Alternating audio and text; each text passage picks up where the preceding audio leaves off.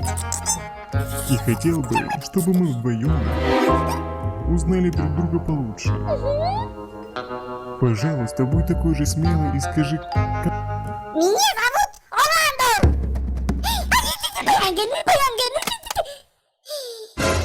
О, ну. какого хрена, как ты сюда попал?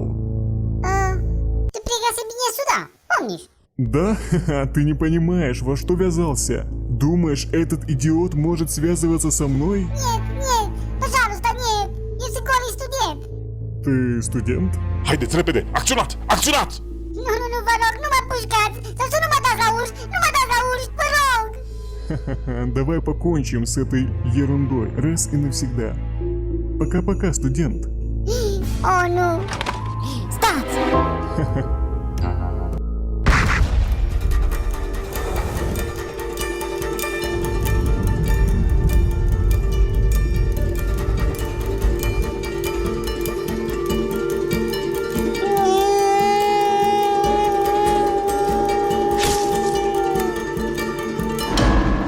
Nu, domnul caporal, nu! Ты? Eu nu am făcut nimic, nu am făcut nimic. Bă, l-ai omorât pe domnul caporal, bă! Заткнись, сколько вас там? Где моя охрана? Блин, я вас всех расстреляю. Вы думаете, что можете войти в мою страну и делать, что хотите? Ублюдки, уничтожу вас всех, прежде чем вы успеете моргнуть и стереть себя с лица земли. Inocențiu, arată-mi cocoșul! Что за черт?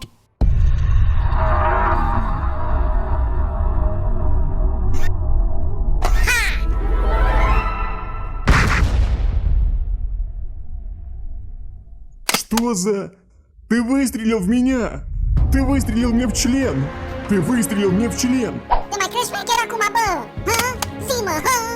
Nu mai ești așa șmecher acum, ha? Hai repede, repede! Te-am prins, nemenicule! Să văd ce faci acum! Ia dați-mi drumul și lăsați-mă cu el 2 minute. Dați-i drumul, am zis! Ok. Ai futu-te în gură să văd!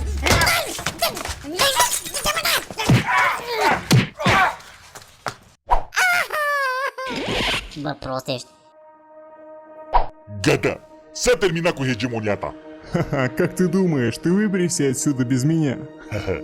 Dar cine a zis că ieșim cu tine? Agent John? El îți va lua locul de acum încolo și totul se va opri de acum.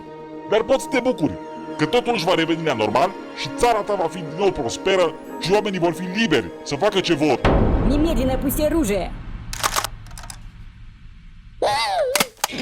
Bă, da. Bă, tu ești prost. Ridică pistolul, dracu. Это конец, не так ли? Eu o să duc președintele la barca noastră, prin tunelul ăsta secret. Vladimir o să vă ajute cu caporalul vostru să vă aducă și pe voi. Caporalul!